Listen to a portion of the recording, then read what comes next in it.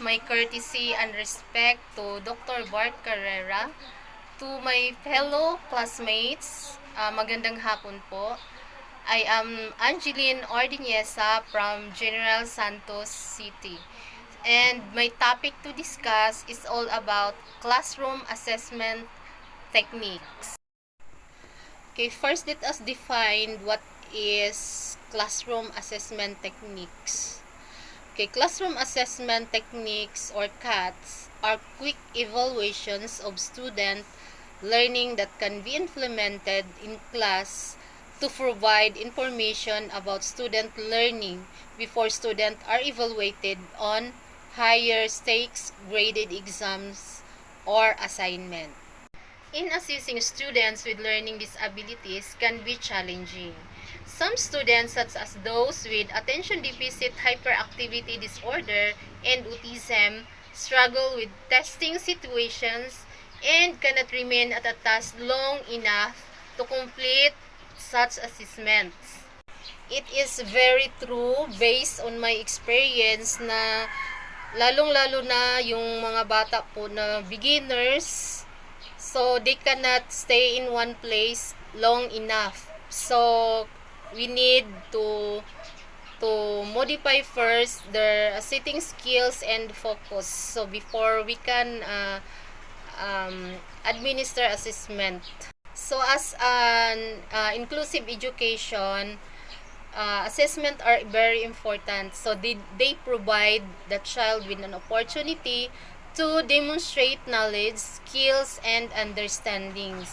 So yung mga bata na partially mainstream or fully integrated in regular class, so they undergo CATs, and of course it is very important. So doon natin malalaman if that child has or have an special needs need to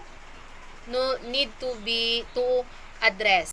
Yun nga po, for most learners with exceptionalities, a paper and pencil task should be at the bottom of the list of assessment strategies. Okay, there are some alternate suggestions that support and enhance the assessment of learning disabled students. Number 1 is a presentation. A presentation is a verbal demonstration of skills, knowledge, and understanding. So the child can narrate or answer questions about her task. Presentation can also take the form of discussion, debate, or purely interrogatory exchange. Some children may require a small group or one-on-one settings. Many students with disabilities are intimidated by larger group. So, but don't discount the presentation. So, with ongoing opportunities, students will begin to shine. The next one is the conference. The conference is a one-on-one between the teacher and the students.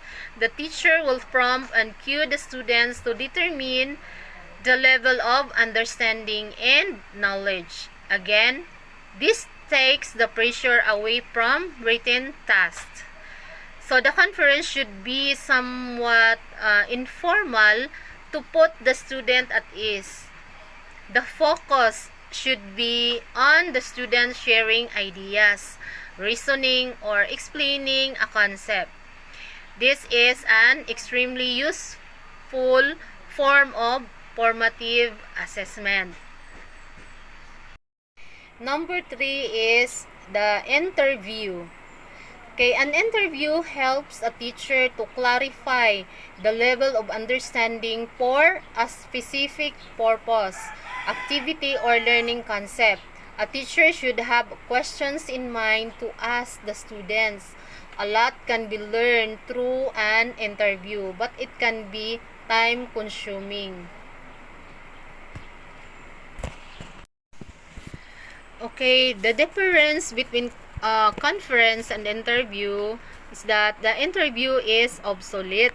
An official face-to-face meeting of the teacher and the students, while the conference is the act of consulting together formally, serious conversation or interchange of views to assess the student by one-on-one conversation rather than examination. Okay, the next one is observation. Okay, observing a student in a learning environment is a very powerful assessment methods. It can also be a vehicle for teacher to change or enhance a specific teaching strategy. Observation can be done in a small group settings while the child is engaged in learning tasks. So there are things to look for include, okay, does the child persist or give up easily, or have a plan in place, or look for assistance, or try alternate strategies, or become impatient, or look for patterns. So that are things that we need to observe while the child is in the task. Okay, the next one is the performance task. A performance task is a learning task that the child can do while the teacher assesses his or her performance. For example, a teacher may ask a student to solve a math problem by presenting a word problem and asking the child questions about it. During the task, the teacher is looking for skill and ability as well as the child's attitude towards the task. Does he cling to past strategies or is there evidence of risk-taking in the approach? So that is a performance task. Okay, the last one is the self-assessment. Okay, it is always positive of a students to be able to identify their own strengths and weaknesses. So, when possible, self-assessment can lead the student to a better sense of understanding of her own learning. So, the teacher should ask something or some guiding questions that can lead to this discovery. Okay, those are some alternate suggestions that support and enhance the assessment of children with learning disability or children with special needs. There are types of assessment techniques for young children with special needs. Okay, one is the norm reference assessment. So what is norm reference assessment? So it refers to standardized tests that are designed to compare and rank test takers in relation to one another. So it is often used a multiple choice format, though some includes open-ended short answer questions. So they are usually based on some forms of national standards, not locally determined standards or curricula. So IQ tests are among the most well-known norm reference tests, known as are developmental screening tests, which are used to identify learning disabilities in young children or determine eligibility for special education services. Okay, the following are a few representative examples of how norm reference tests and scores may be used. So, one is to determine a young child readiness for preschool or kindergarten. So, this test may be designed to measure oral language ability, visual motor skills, and cognitive and social development. Okay, next, to evaluate basic reading, writing, and math skills. So, test results may be used for a wide variety of purposes.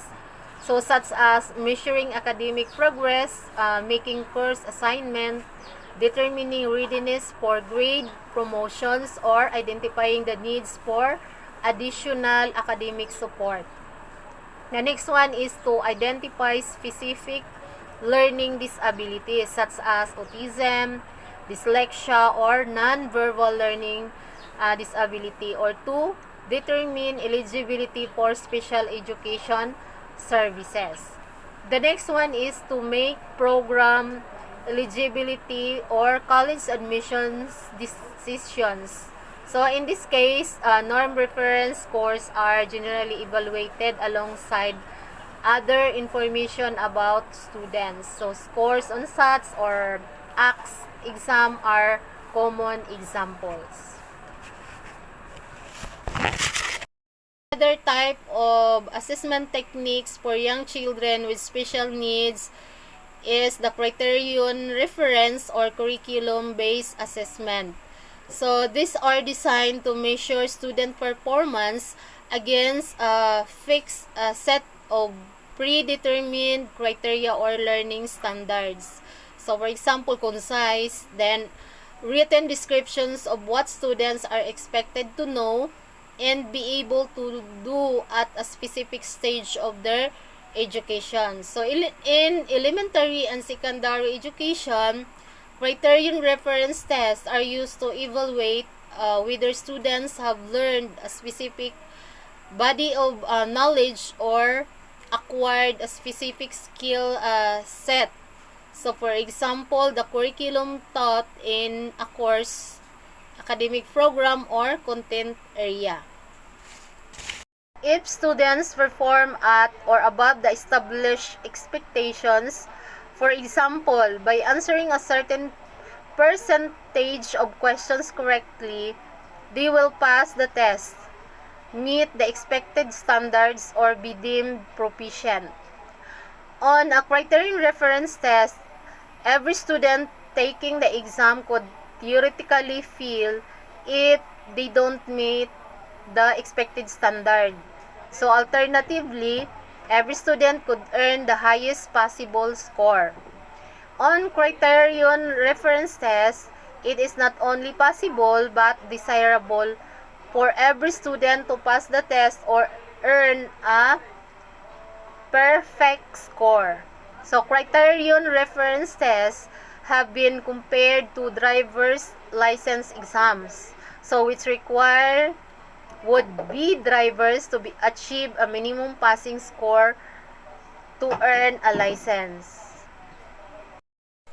Criterion reference tests may include multiple choice questions, true or false questions, open-ended questions. Example, questions that ask students to write a short response or an essay, or a combination of questions type.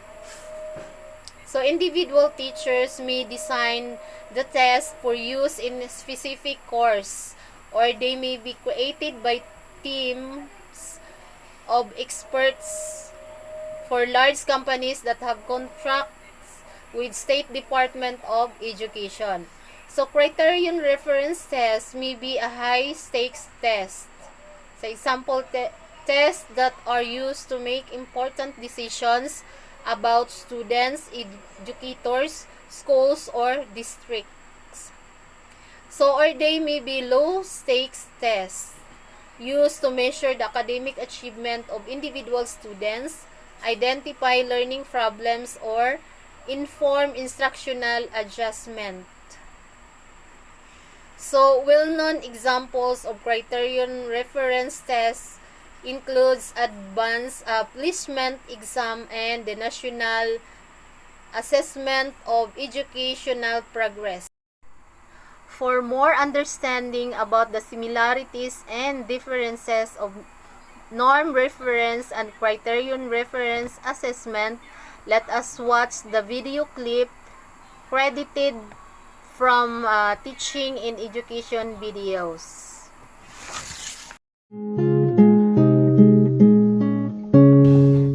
Hello and welcome to Teachings in Education.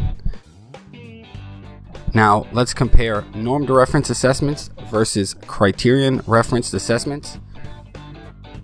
How are they similar and how are they different? So what is the aim or purpose to norm referenced assessments? Well, they have a goal to rank students based on test achievement scores. On the other hand, what is the goal of criterion reference assessments? Their goal is to measure the skills and knowledge that a student has mastered. In norm reference assessments, scores are given as a rank, and they are based on other student scores, similar to a race where competitors are ranked for gold, silver, and bronze. With criterion reference assessments, student scores are usually given as a percentage. If a student gets all questions right, for example, that is 100%. Now, a norm reference test would differ from a criterion reference test in the number of students tested. Norm reference tests usually assess a large number of students. Criterion, on the other hand, usually assess a smaller number of students. Norm tests take a longer time to develop, and these tests take a longer period of time for the students to complete as well. Criterion reference tests are not as long as your norm reference tests. These tests usually last only about a class period.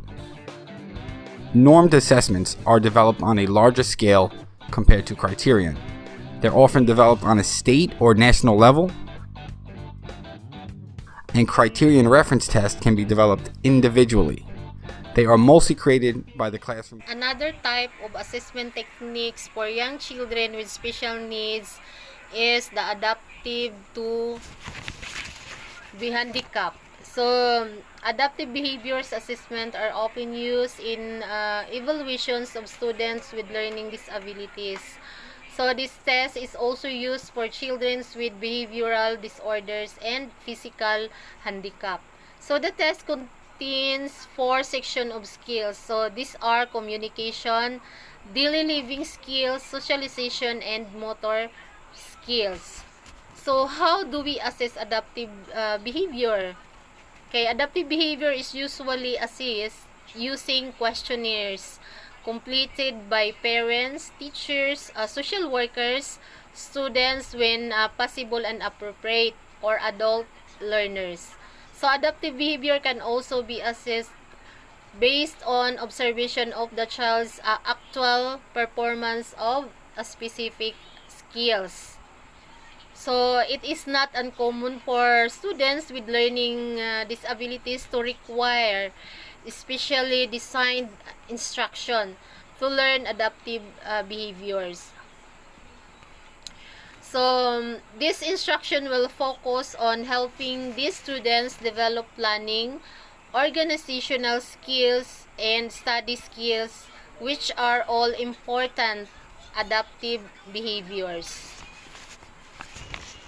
Okay, another type of assessment techniques is the process-oriented assessment.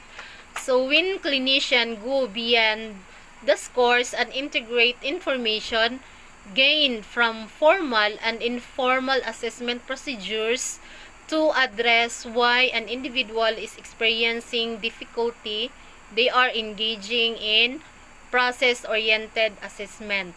So, it assesses the actual task performance. So, the learning objectives in process-oriented performance-based assessment are stated in direct observable behaviors of the students. So, specifically, 1. Recite the poem from memory without referring to notes. Use appropriate hand and body and hand gestures in delivering the piece. 3. Maintain eye contact with audience while reciting the poem. 4. Create the ambience of the poems through appropriate raising and falling intonations. And pronounce the words clearly and with proper diction. Okay, the last type of assessment techniques for young children with special needs is the ecologically based assessment. An ecological assessment is a comprehensive process in which data is collected about how a child functions in different environments or settings. So what is the purpose of ecological assessment? So it implies the monitoring of ecological resources to discover the current and changing conditions.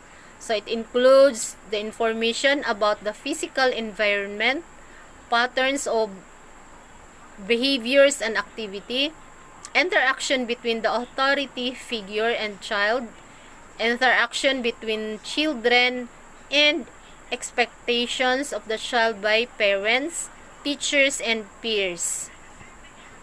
An ecological assessment can help determine why the child functions differently in different settings. Maybe he or she misbehaves when the environment is too stimulating, or maybe the expectations of the authority figure are drastically different from one environment to another. So, an ecological assessment evaluate the success of a specific learners in a certain educational environment by examining the learning demands of that settings and comparing them to the target students' strengths and challenges. That's all about my topic. I hope we learned something about it. Thank you for listening once again. Good afternoon and keep safe, everyone.